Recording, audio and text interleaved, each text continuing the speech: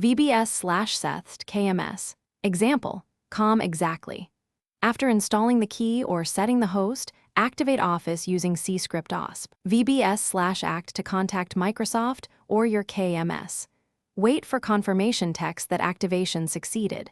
Finally, run C-script OSP. VBS/D status to confirm product state and license expiration details. If activation fails, first verify you opened command prompt as administrator.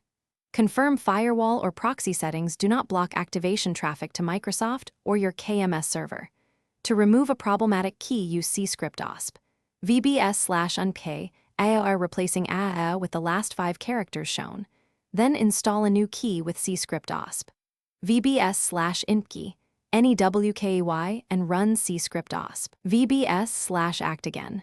To remove a KMS host, run C-script OSP. VBS/remhest and retry activation. If problems persist, collect C-script OSP.